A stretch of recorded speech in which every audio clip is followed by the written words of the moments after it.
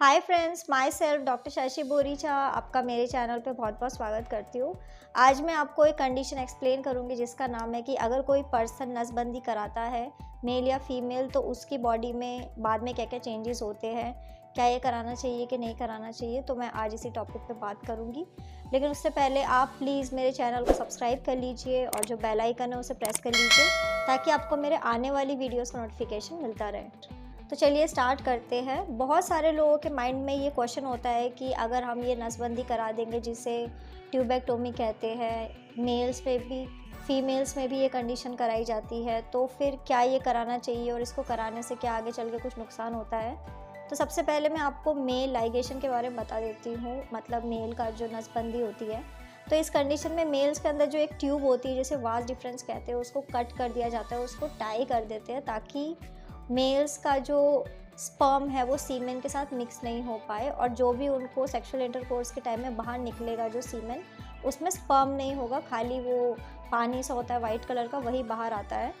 Sperm जो है mails का, वही रिस्पॉन्सिबल होता है प्रेगनेंसी के लिए। तो अगर किसी भी मेल ने नसबंदी करा दी है तो उनकी बॉडी से सिर्फ सीमेन आउट होता है, जिसे वीर्य कहते हैं, उसमें स्पर्म नहीं होता है। तो मेल किसी भी फीमेल को अब प्रेग्नेंट नहीं कर सकता है। अगर किसी मेल ने ये सर्जरी कराई है तो किसी भी पर्सन को भी पता नहीं चलता है, क्योंकि उनका सीमेन नॉर्मली आउट होता है, जो दिखने में बिल्कुल नॉर्मल होता है।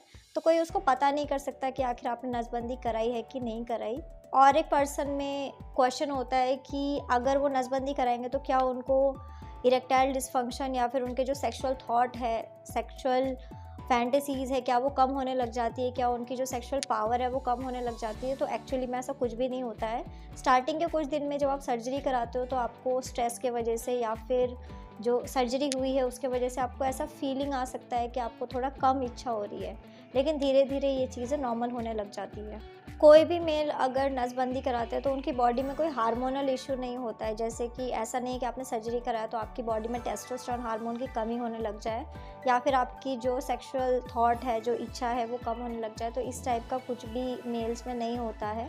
सर्जरी कराने के कुछ टाइम बाद आप बिल्कुल नॉर्मली सेक्सुअल इंटरकोर्स को परफॉर्म कर सकते हैं। अब मैं आपको फीमेल जो लाइगेशन है उसके बारे में बता देती हूँ। जो फीमेल में सर्जरी होती है उसको ट्यूबेक्टोमी कहा जाता है।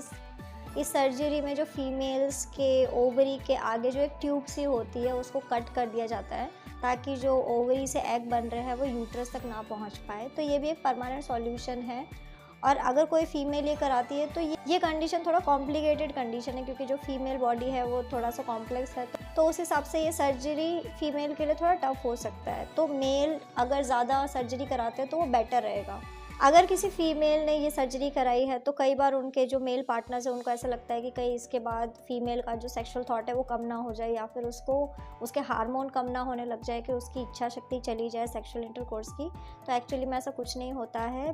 फीमेल्स में भी यही है कि स्टार्टिंग में उनको थोड़ा फील हो सकता है कि उन्हें सेक्सुअल इंटरकोर्स में ज़्यादा मन नहीं कर रहा है, लेकिन धीरे धीरे करके जब एक आध महीना हो जाएगा तो जब 1-2 महीने हो जाते हैं उसके बाद उनके जो थॉट्स हैं वो बिल्कुल नॉर्मल होने लग जाते हैं, और इससे कुछ उनको साइड इफ़ेक्ट्स नहीं होते हैं। तो नसबंदी कराने से ऐसा कुछ भी नहीं है कि जो मेल है या फीमेल है उनको सेक्सुअल कुछ कंप्लेंट्स होती है, या फिर उनका जो मन है वो कम करने लग जाता है, या उनकी बॉडी में कुछ चीज़ें एबनॉर्मल हो जाती है, कुछ दिखने में एबनॉर्मल हो जाता है। तो एक्चुअली में ऐसा कुछ भी नहीं है। नसबंदी एक बिल्कुल सेफ़ प्रोसीजर है, तो पर्सन इसको करा सकते हैं। तो अगर आप ज़्यादा प्रोटेक्शन का यूज़ करके परेशान हो चुके हैं, या फिर फीमेल्स जो है वो बार बार पिल्स नहीं लेना चाहती है, बार बार प्रेगनेंसी को रोकने के लिए कोई दवाइयों का यूज़ नहीं करना चाहती है, मेल्स कॉन्डम का यूज़ नहीं करना चाहते हैं, तो उन लोगों के लिए ये जो प्रोसीजर है ये बहुत ही सेफ़ प्रोसीजर है। इसका कुछ भी साइड इफ़ेक्ट नहीं है, तो आप नसबंदी सेफली करा सकते हैं। सो फ्रेंड्स, ये था नसबंदी कराना चाहिए कि नहीं कराना चाहिए, या फिर उसके कराने के बाद कुछ साइड इफ़ेक्ट होता है या फिर नहीं।